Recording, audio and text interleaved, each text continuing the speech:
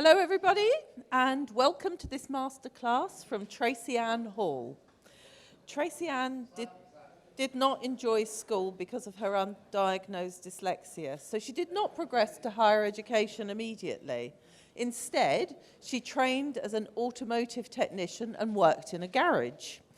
The experience of training other learner mechanics gave her a love of teaching, and after gaining further qualifications, she entered the Vocational Teachers College in Jamaica and graduated top of her class.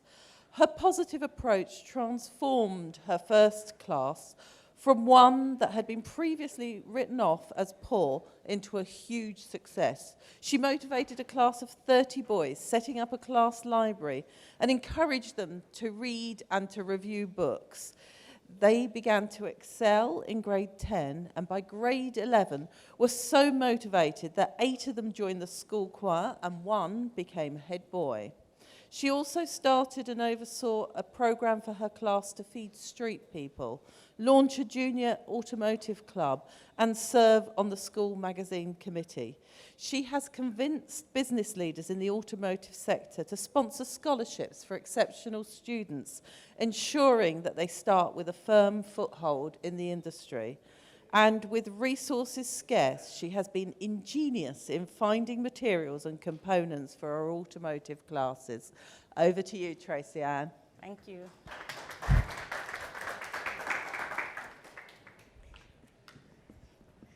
Good afternoon. Thank you for attending the class. Today you're going to learn how to repair your motor vehicle. Basic repairs, basic maintenance. However, I need to ask, how many of you in here own a car? Wow. How many of you have ever opened the bonnet or the hood of the car? Okay, wonderful. All right, persons who don't own their cars, I know you're going to own one very soon, so this is a good class for you. Now, our objectives today are, we're going to define the term vehicle maintenance, understand workshop safety, have a knowledge of the tools that we need to use, know the systems of the car, and have an understanding of the procedure to service and maintain the car. So that's the objective for this lesson. Now, what is car maintenance? Car maintenance is essential to keep the car running on the road, right? So basically, just like your body, you need to go to the doctor to ensure that your blood pressure is fine and all of that. You need to take your car to ensure that it's in tip-top shape to run on the road and to prevent accidents or breakdown. Now, some basic safety. We need to always, no matter what minor repairs you're doing, you need to have a safety goggles, right? You can have the one with a string, or you can have the one without, just to ensure you protect your eyes. All right, avoid loose clothing. You must always ensure that you have on, if it's a long sleeve, it must not be sagging because of rotating parts in the engine. You need to stay clear of moving parts and wear a protective clothing. Now, here is mine for today's class. And you need to also ensure you consult with your manual, your motor vehicle manual that you usually purchase with your car to understand the type of oil you need to use, to ensure that you know when it needs to service and all of that. Some basic tools that I would recommend for persons who are not in the automotive industry are these: a flashlight, pliers, screwdriver, pliers, and we have 2 types of screwdriver. Who can tell me 2 types of screwdriver? What did he say? One is a star one. Yes. And one is a regular one. No, not the regular one. Almost right. Somebody else? Repeat? Oh, plus minus. Well, that's just a different term. Thank you, sir. Wonderful. Well done. All right, so it's called, the one that he calls the minus, it's the flat, and the one that he calls the plus is the Phillips. All right, so it's correct. All right, we also need a rag. Well, my rag, I left it in my bag. We don't have a car, so I don't really need a rag. We need Tire gauge. Now, this is just a simple one that most tire shops, if you go there, they usually have them just giving away. Sometimes it's very, very cheap. So you need to get one, not just for servicing your car, but you're going on a long run, a long journey. You need to ensure that the tire pressure is correct. I'll tell you why shortly. And to check the gauge of the treading on your tires, that is that pretty pattern that you see on your tire, that helps to grip the tire to the road. So you need to ensure that it's not smooth. Some of us here sound guilty that we have some smooth tire. We need to correct that. Remember, friction needed. All right. Let's just run through the systems. We won't go really in depth. There are different systems of the motor vehicle. We have engine system, cooling system, charging system, ignition system. Who want to tell me one more system? Anybody can tell me one more system? What did you say? Wonderful. Electrical system. Wow. All right. We have braking system. As you know, the parts are listed there, so we won't go into the parts, but just telling you briefly the systems. Air conditioning, electrical, as you said, it's there. Fuel system, and emission, and starting system. All right. So all these systems together make the vehicle what it is. On the owner's manual, this is the old one, very, very, very, very old, but you get the new one for your car. I know you don't use these old cars. All right, so you need to ensure you have that. What a manual does, it really teaches you about some of the parts that the car have. It also teaches you when you need to service, the type of oil you need to use, and also the electrical system is also laid out in there, the type of bulbs that you need to put in to replace. So it's very important to have one. Now, we're going to look at engine oil. Engine oil is like the blood running through your vein, right? Now, the engine oil needs to be clean. So the oil is the lifeblood of your car, and you need to change it. And it's recommended that every 5,000 kilometers, your oil should be changed, or every 3 months, whichever one comes first. So if you're driving a car for 3 months and it don't reach 5,000 kilometers, change the oil. Some people tell me, Miss Hall, the car park, and I think we need to change the oil. You need to change the oil, because what happens is that the emission from the engine also contaminates the oil. All right, so very important. Now, we have two types here. This is, pointer is not, so working there. All right, this is a dirty one. That's how dark it is. Your engine shouldn't look like this. And this is the clean one. So you must always ensure that your oil is clean. So change it whenever, based on the recommended time.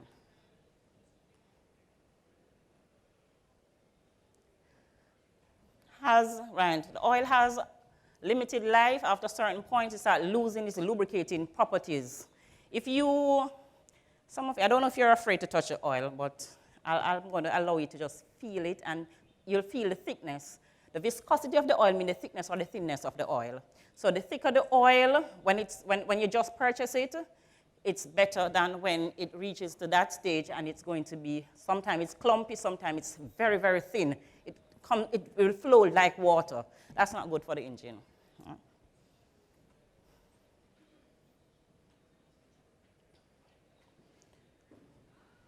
One thing to remember, whenever your engine oil is changed, don't let a mechanic tell you that your filter don't have to change. Every time your oil changes, your filter must change, because the oil runs through the filter, the contaminants are caught in the filter. So when you put that new oil in the engine with the old filter, it's going to run through the filter and become contaminated again. So it must always be changed. Oh, what happened? Told me it would play. Ask them to click on it. It's not playing. The engine oil, we must also also check the engine oil, but if we look at this engine oil closely, we'll see that this has been in the car for some time now. So your engine oil should not look like this. It is very dark, and the I should have on a gloves, right? Very low. It's fine. All right, so as just a little clip of some work that we were doing at school, I was just showing some students that, the oil was really dirty. It's good to have a gloves also, latex gloves. All right, your tire pressure now, very important here. It is very important to check and maintain proper air pressure in your tire. Underinflated tires will cause if your tire is underinflated, meaning having less air, you're going to have outer tire wear. So if you inspect your tire, if you realize that the outer tires are worn before the middle of the tire, that you're driving on with less air than is recommended. If it's overinflated, the middle of the tire will wear before the outer ends. So please watch that, and also just before we get to that though, there are some writings on your tire wall. I'm going to tell you what they mean.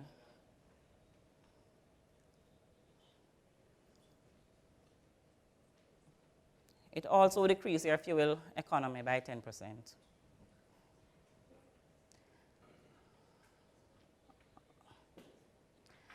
Always check your tire pressure when the tire is cool. Remember, what happens to air when it gets hot?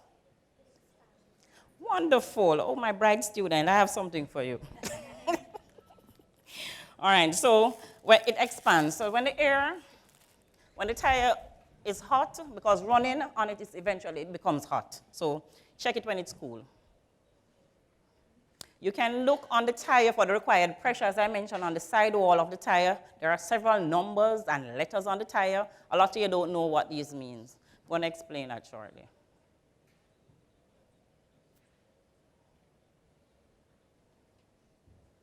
All right, the markings on the tire.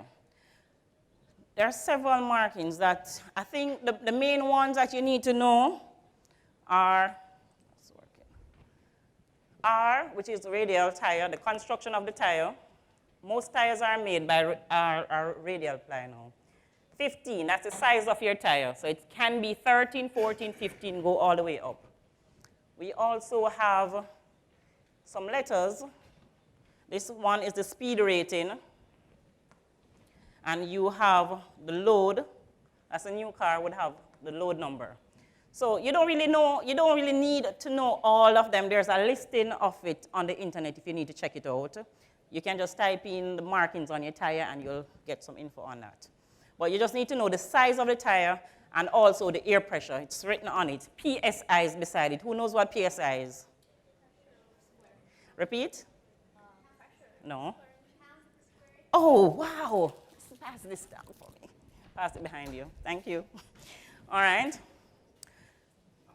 We have bright students in here. It's pound per square inch, so it measures the pressure of the tire. So whatever number you see, and you see PSI beside it, you know that that's the amount of air that should be in your tire. All right. You also have P, which means passenger. If you see LT, it means light truck. So that's another thing that you need to be aware of. Other things, important, but we can pass. All right, so we don't need that. All of that's for the mechanic. All right, warning lights, very important. Some of you have some fancy cars. You might even have things that I've never seen before. But there are some basic lights that are on it. You have a temperature light, either a red light or a blue light. It means cold or it's hot. You have some handbrake light. When you pull up the handbrake, you see a light come on. That light also controls the amount of brake fluid that is in your reservoir. The same light controls both. So sometimes you'll check your handbrake and you say, well, my handbrake is down. The pressure, the level of your brake fluid would be down while the light is coming on. So you need to check that also.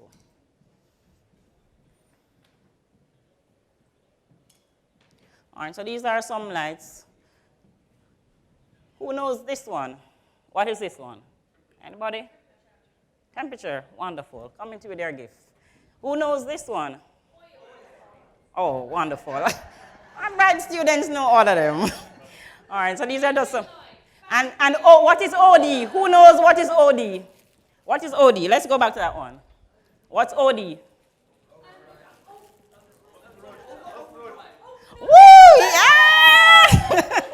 Could you pass this down for me, please? All right, so those are some warning lights. Always overdrive. It's just one of it deals with your movability, not really speed alone, but your transmission, doubling up the ratio of your transmission.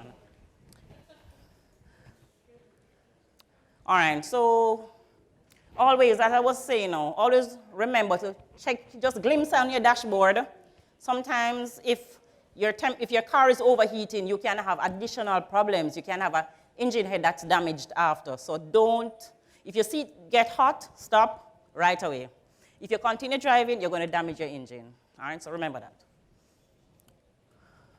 Check fluid levels regularly. There are several fluids in the car. Who can tell me? Maybe. You can put your hand up, put your hand up. Okay. Wash the fluid, windscreen. Oh, you're a cheat. All right, which other fluid? Coolant. Wow, pass this down. Next one. Transmission fluid. Wow. Another one. Huh? Which water? No water. Brake fluid. Wow.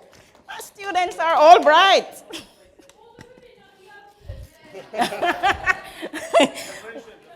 Which one? The what? No, I don't know that one. All right. The reason why you need to check them is to ensure that you don't have a leak. If you do have a leak, for example, the braking system, if you do have a leak in the braking system, you know your brake is going to fail. So you need to just check all of them. Just open it. There's marks on them. You also have power steering fluid. You check, there's a mark on it where you have maximum, minimum. So always ensure that's at maximum. If you see leaking and you have to be topping up constantly, check your mechanic.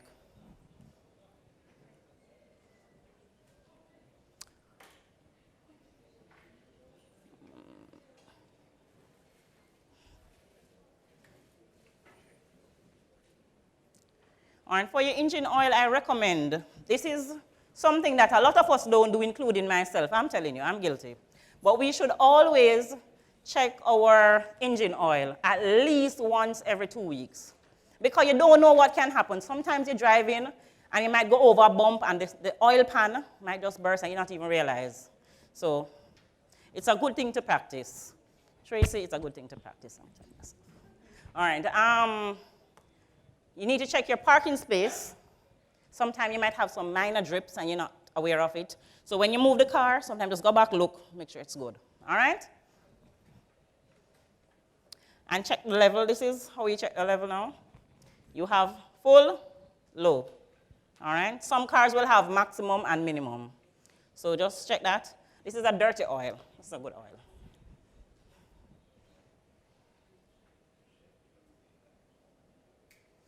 All right, that's another fluid to check.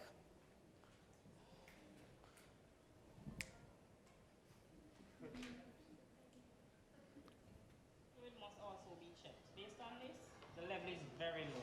So we're going to pour in the fluid, and once it reaches the top, we cover it back. Okay. Next one. That's the windscreen washer fluid. Yeah. Next one. Oh, all right, let's go. Now, very important tip here. Never remove the radiator cap when the engine is hot. Who knows why? If you can tell me why, I think I should give you something so good. Why should you never remove the cap from the radiator? Corey, honestly, I really don't want you to answer. Oh, I want you to answer, though. Go ahead. You're Wow, you're a bright girl. I'm coming to you shortly.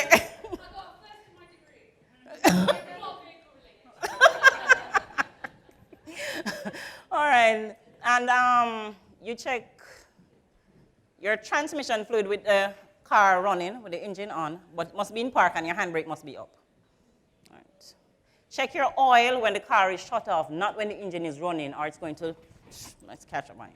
All right, as it relates to this one, is that the pressure, the cooling system requires pressure in the system. So when you pull the radiator cap, that oil will, the coolant will fly up in your face and scorch you badly. All right, so very important. So always ask someone before. Now, very important thing here. A lot of people overlook this. Simple check. The hoses on your car, all you need to do is just put your hand over the hose like this and feel it. If it's soft, it needs to change. If it's hard, it needs to change. If there are cracks on it, because you can look now, so feeling it, using your eyes now, there's sometimes some cracks are on it, need to change. Because pressure is in the system and it's going to burst eventually. So you need to check those. You also have hoses. These are not hoses, belts. We have different belts on the car, and you need to check the grooves to ensure that there are no cracks on them. All right, so I'm going to let you look at these shortly. I think it's dropping off. So you need to check for cracks, frays, wear.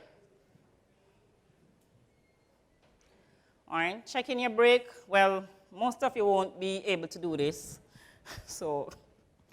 But what you can do, sometimes between your rims, you can see the rotor. This is called the rotor. So if you look between your rims, you can see it. Sometimes what you can do is just put your finger on it, not when it's hot. Put your finger on it, so if it feels rough, you know that you need to see a mechanic. All right? If it's smooth, it's fine. All right, check your brakes. Simple brake checks. Just to check if it's spongy, if you hear squealing noise. Sometimes you're driving and you hear squeal, and you press the brake. Check your mechanic. All right, some acronyms. Oops. Some basic acronyms here. ABS, anti-lock braking system, traction control, and the list goes on. You don't really need to know them, but it's good to just know that they're there. All right, and ECU, that's your computer in the car, electronic control unit. Very important tip here, also for Tracy. Keep your car clean. What happens is that, as simple as it sounds, and as some of you might believe that's not important, your headlights, you won't be able to see properly because of dirt on your headlights. Your windscreen, not visible, it reduces your visibility. So keep your car clean, very important.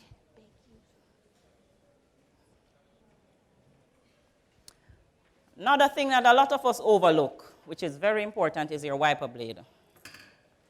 The wiper blade must be not firm. Sometimes it gets so hard that it's cracking. Sometimes, some of you, when last your wiper blade changed? Who in here, when last you changed it? See it? You need to change it because the rubber gets crystallized over a period of time, and it gets, when it wipes the glass, it's not wiping properly, so you need to check that also.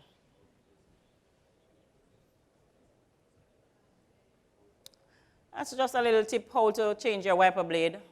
These are just two of the common types of fittings that comes in the pack. It's easy to install. So it's one you push on, and one you just pull here over this. So it's easy. You can put on yourself. Some people charge a lot of money to put on wiper blade. You can do it yourself. It's simple. Battery care, very important here. A lot of people overlook this also. And only thing you need is little water or baking soda and water. So if you don't have the baking soda, water alone can do. What happens is that the corrosion that builds up on the battery reduces the amount of current that goes to the component. And what that does is sometimes your light might be dim, sometimes it might be flashing. So just ensure that your battery terminals are clean, and sometimes it prevents you from starting. depending on how bad it is. All right. Some things that you need to know before you service your car or take your car for service: in the year, the model, the engine, and the VIN number. Who knows what VIN is? Vehicle identification number. Wow, wonderful, bright students. All right, so you need to know that. And you also need to keep a log of when your car is serviced. So whenever you take your car out, remember, just write down the speedometer, the number on your meter that you know. All right, this is where I am, so you can just add the amount of mileage that comes on after. And we have, these are just a little summary. Get your car trained by a trained service mechanic, not just anybody on the roadside. And you need to check your engine oil, as I said, every 2 weeks. Avoid accelerating and braking. Sometimes that damages other components in the car. And ensure that your tire pressure is correct. Now, we're going to do a little quiz. Anybody in here knows what happens if your drive belt bursts? What can happen? Anybody knows that? Well, any one of them. I'll go with anyone. Your what?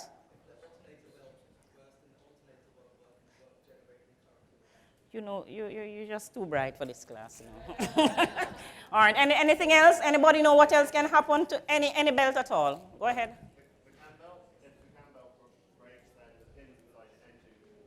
The what can bend? No, which belt you said? The fan belt? Cam? No, it's not the cam belt. It's the timing belt you're talking about. So, wrong word. Sorry. All right, so there we go.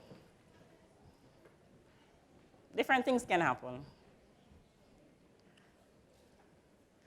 Other question. Why do you need to replace your filter with every oil change? Go ahead. Because it can have contamination Inside the filter. the The new car, the new oil. Thank you. Wow. Learning has taken place. All right. As we mentioned that before, so we can move on. Another question. Why you need to maintain proper tire pressure? Repeat? I don't hear it. The tire might burst? Yes, that is true. I didn't say that, but that is true. What else can happen? Anybody, based on what I said before? Huh? Uneven wear. Oh, Corey, you're so bright. All right, so you can have uneven tire wear. Now, there was someone that answered the question and said you need a big prize. Who was it? Yes. You're so bright. All right. All right, is there any questions? Any questions based on what I taught or anything you want to know? You're welcome. Go ahead. When you said about the tires, Mm-hmm. what if say you want a mechanic and it squeaks, and they say nothing is wrong with it, the tire, everything is fine, everything's fine. Yes, yes. That's a common problem. It's not really a problem either. What happens is that the new disc pad, sometimes the surface of it, what can be done though to prevent that squeaking sound when it's new is just to use a sandpaper. So you can suggest it to them. Use a sandpaper to make the surface not that smooth. The reason why it squeaks because it's new, and when it's on the rotor, it goes. All right, so that's it. So you can just make that suggestion to your mechanic. Mm-hmm. Corrosion. What caused it? No. Oh, sorry. Oh, sorry. I'm sorry. Yes. You mentioned that you can use water or vaping. Yeah. Mm-hmm. But water and electricity, No, it's no problem. Remember now that it's sulfuric acid and water that's in the battery. So it uses water also. So just washing it off with water, it's fine. Using the baking soda with it, it's fine, no problem. What some people do is just use they use some oil on top of the terminal, on top of the battery terminal. So you can just use a little, well, if you have oil, not oil, grease. So if you get a little grease, just smear it on your finger, not much, and just put it on the terminal, that's fine. That sort of reduces the amount of buildup caused by the sulfuric acid in the battery. All right? Any other question?